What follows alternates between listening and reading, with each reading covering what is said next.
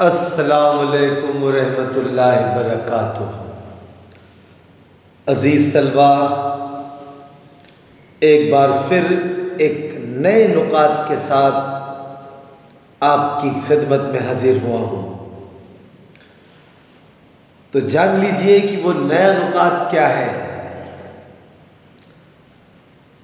ہم جو کچھ بولتے ہیں انہیں لفظ کہتے ہیں، اور ہر لفظ کا کچھ نہ کچھ معنی ہوتا ہے۔ بے معنی اور مہمل لفظوں کی قواعد میں کوئی اہمیت ہی نہیں رہتی۔ قواعد میں بامعنی الفاظوں پر بحث ہوتی ہے اور لفظ کی مختلف قسمیں ہیں، اور وہی آپ کا نیا نکات ہے۔ تو آئیے میرے ساتھ اسکرین پر نئے نکات کے ساتھ، اور نیا نکات ہے آپ کا اپنا لفظ۔ یہ لفظ آپ کا ایک نیا نکات ہے۔ اب اس کو دیکھتے ہیں کہ اس کی مختلف قسمیں کون کون سی ہیں، تو ہم اس کی مختلف قسموں کی طرف چلیں گے۔ تو ہمارے سامنے دو چیزیں آتی ہیں، وہ ہے غیر مستقل الفاظ۔ یہ ایک اس کی قسمیں ہمارے سامنے آئی۔ جس طرح آئینے کے دو رخ ہوتے ہیں، ایک سامنے سے اور ایک اس کے پیٹھ پر، تو اسی طریقے سے اس کا پہلا رخ تھا غیر مستقل الفاظ، اور اس کا دوسرا حصہ ہے مستقل الفاظ۔ دو چیزیں ہمارے سامنے کلیئر ہو گئی جو ہم نے دیکھے، تو وہ ہے ایک غیر مستقل الفاظ اور دوسرا ہے مستقل الفاظ۔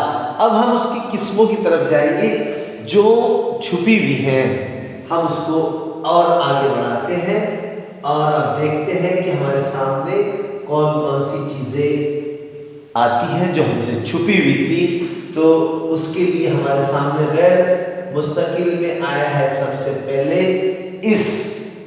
اسم سے آپ واقف ہیں، اس کے بعد ہمارے سامنے آتا ہے ضمیر، اس کے بعد صفت، پھر فعل، اور اس کے بعد تمیز فعل۔ دیکھیے لفظ سے کتنی مختلف چیزیں ہمارے سامنے آ گئی۔ ایک معمولی نکات لفظ، لیکن اس کے اندر کتنی باتیں چھپی ہوئی تھیں جو ہم ماضی میں چھوڑ چکے ہیں۔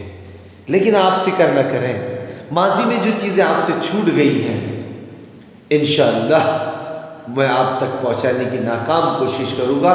صرف آپ میرے ساتھ جڑتے رہیے۔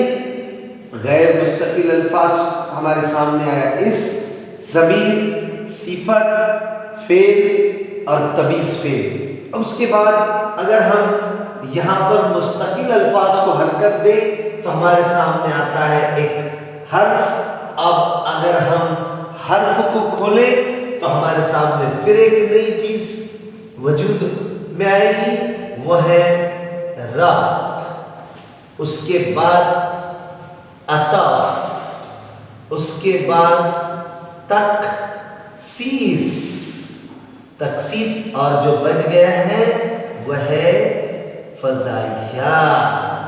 دیکھیے جیسے ہم ایک نئے نکات کے ساتھ جب ہم نے سفر شروع کیا تو ہمارے سامنے آیا لفظ، اور لفظ سے مستقل غیر مستقل الفاظ ہمارے سامنے ہیں۔ اس کے بعد ہم نے مستقل الفاظ کو دیکھا۔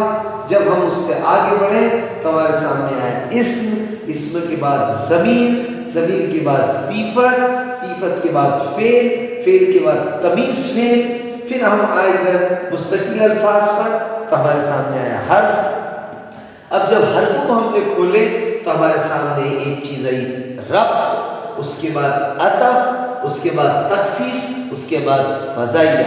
یہ ہے لفظ کی مختلف قسمیں۔